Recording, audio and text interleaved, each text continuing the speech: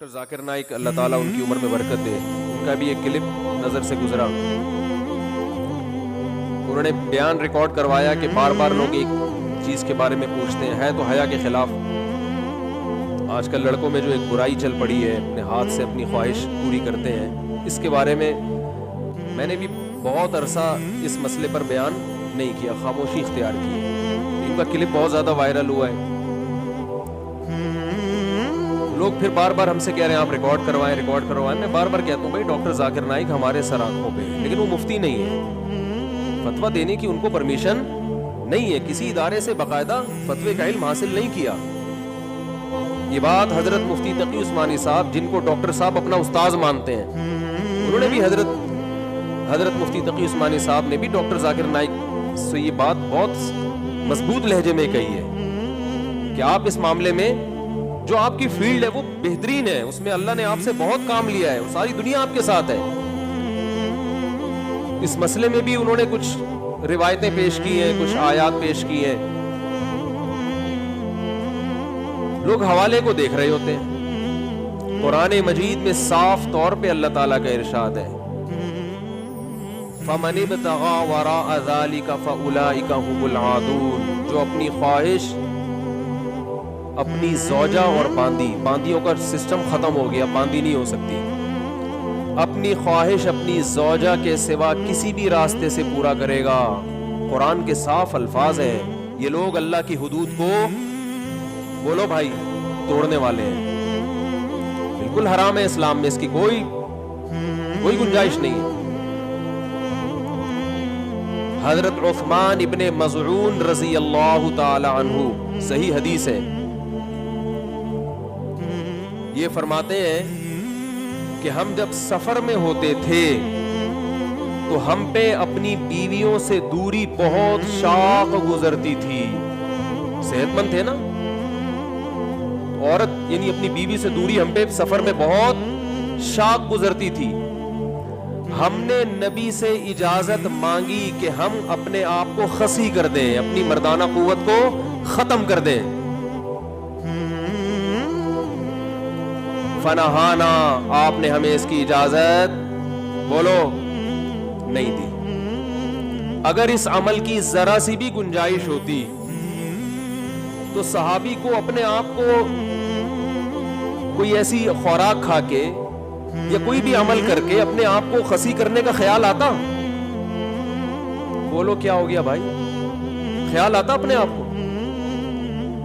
ان کو پتا ہے ہمارے پاس بیوی سے کانٹیکٹ کے علاوہ اور کوئی راستہ نہیں ہے، تو نبی سے اجازت مانگ رہے ہیں کہ ہم پہ بہت گناہ کا خطرہ ہوتا ہے، زنا کا خطرہ ہوتا ہے، بہت شاق گزرتا ہے ہمارے اوپر یہ عمل. ہمیں اجازت دیتے ہم کوئی چیز کھا لینا. آپ نے فرمایا نہ، بلکہ کیا فرمایا؟ تزوجوا الودود الولود فانی مباہی بکم الامم. فرمایا ایسی عورت سے نکاح کرو جو کثرت سے اولاد دے، میں تمہاری کثرت پہ قیامت کے دن فخر کروں گا. کیا مطلب؟ یہ قدرت کی طرف سے تمہارے اوپر شہوت مسلط ہے، اس کا حل یہ کہ نہ چاہتے ہوئے بھی نکاح کرو. تم یہ قدرت نے اس لیے رکھی تاکہ تمہاری نسل بڑھے. بڑے آرام سے کہہ دیا جاتا ہے جس کے لیے نکاح کرنا مشکل ہے. کیوں مشکل ہے نکاح کرنا آپ کے لیے؟ کہ میں نکاح کرنا مشکل ہے تو اب نوجوان لوگ کیا کریں؟ تو مشکل آپ نے بنایا ہے. قرآن نے اس کا بھی تذکرہ کیا ہے کہ نکاح کرنا مشکل ہے تو کیا کرنا ہے.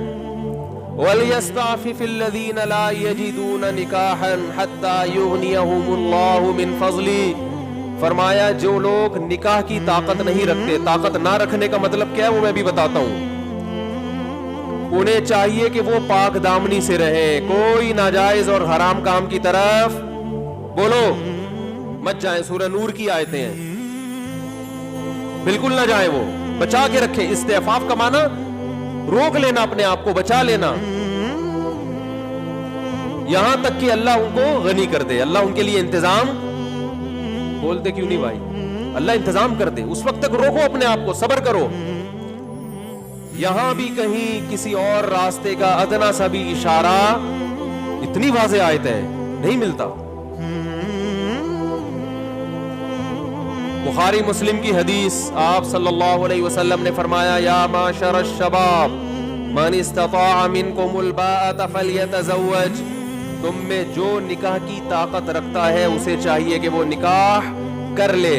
فَإِنَّهُ أَغَضُّ لِلْبَصَرِ وَأَحْسَنُ لِلْفَرْجِ. اس سے نظر جھک جائے گی, شرمگاہ محفوظ ہو جائے گی. ایک روایت میں فَإِنَّهُ لَهُ آگے ہے وَمَن لَّمْ يَسْتَطِعْ فَعَلَيْهِ بِالصَّوْمِ. جس میں روزوں کی, جس میں نکاح کی طاقت نہیں ہے. طاقت نہ ہونے کا مطلب ابھی بتا رہا ہوں پھر میں, کیونکہ ہر آدمی یہ سمجھتا ہے مجھ میں نکاح کی استطاعت نہیں ہے. یہ مسلط کر لیا ہر آدمی نے اپنے لیے. اس کے بعد اللہ نے کیا فرمایا, نبی نے کیا فرمایا کہ اگر نکاح نہیں کر سکتا, استطاعت نہیں ہے, فعلیہ بالصوم, کثرت سے روزے رکھے. یہاں بھی کسی اور راستے کی طرف ذرہ برابر بھی اشارہ بولو بھائی نہیں دیا. اس کا مطلب یہ اللیگل ہے اسلام میں, یہ اللہ حرام ہے, ناجائز ہے.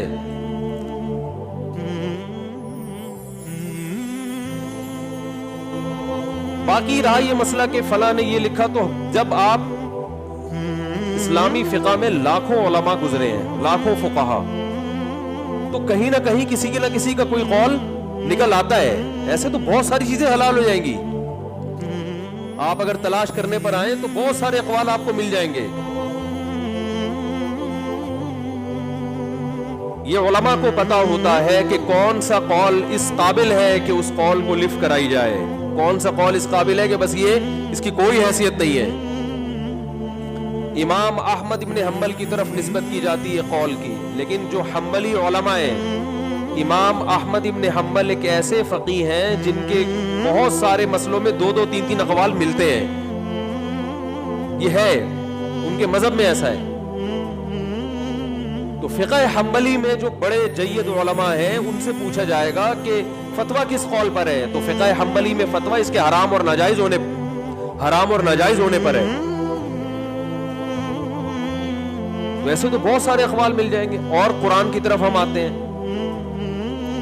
قرآن مجید میں 5ویں پارے کا آپ پہلا رکوع پڑھیں. اللہ نے فرمایا وَمَن لَّمْ يَسْتَطِعْ مِنكُمْ طَوْلًا أَن يَنكِحَ الْمُحْصَنَاتِ الْمُؤْمِنَاتِ فَمِمَّا مَلَكَتْ أَيْمَانُكُم مِّن فَتَيَاتِكُمُ الْمُؤْمِنَاتِ. تم میں جو آزاد عورت سے نکاح کی طاقت نہیں رکھتا اسے چاہیے کہ وہ کسی کی باندی سے نکاح کر لے. اس کو خوب اچھی طرح سمجھیں, یہ موضوع چل گیا تو میں اب کمپلیٹ کر لوں. وہ کسی کی باندی سے, اب باندیاں نہیں ہوتی ہیں, ذہن میں رکھیں, باندی سے نکاح کرنے میں نقصان ہی نقصان ہے. کیونکہ باندی, کسی کی باندی جو ہوگی نا آپ کی بیوی ہوگی, لیکن خدمت وہ اپنے مولا کی کرے گی. سمجھ میں آ رہی ہے بات؟ اس سے جو بچہ پیدا ہوگا غلام ہوگا, یعنی آپ کا بچہ غلام پیدا ہو رہا ہے. کتنے نقصانات ہیں.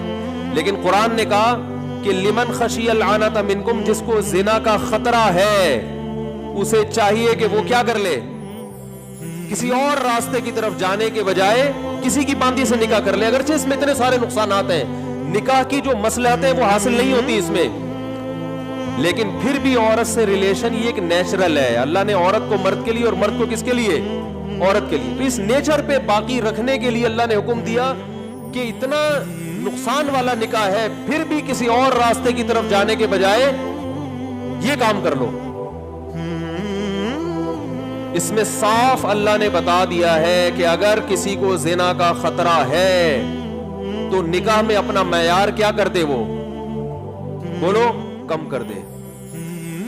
آج جو لوگ کہتے ہیں نا میں ہمارے نکاح نہیں ہو رہا, آپ کو آپ کی مرضی کا رشتہ نہیں مل رہا ہوتا. آپ نے ایک اسٹینڈرڈ بنایا ہوا ہے کہ مجھے ایسا رشتہ چاہیے. قرآن تو کہہ رہے کسی کی لونڈی سے نکاح کر لو, بہت کم معیار. ایک تو غلام باندی اس زمانے میں بہت پس سمجھی جاتی تھی. دوسری بات وہ کنٹرول میں آپ کے نہیں ہوگی, خدمت اپنے مولا کی کرے گی. وہ آپ سے صرف اس کا ریلیشن حلال ہو جائے گا, مولا کا ریلیشن اس سے حلال نہیں ہوگا. کیونکہ اسلام میں ایک ایسا نہیں ہو سکتا کہ ایک عورت کے اپنے جو ہے نا مالک سے بھی ریلیشن ہو اور آپ سے بھی ہو. نہ جب آپ سے نکاح ہو گیا تو اب آپ کے علاوہ کسی اور سے ریلیشن نہیں ہو سکتا. صرف ریلیشن آپ کے لیے حلال ہو جائے گا اور کچھ بھی نہیں. جو نکاح کی مصلحتیں وہ حاصل نہیں ہوں گی. بچے کو کتنا نقصان ہو رہا ہے, غلام پیدا ہو رہا ہے.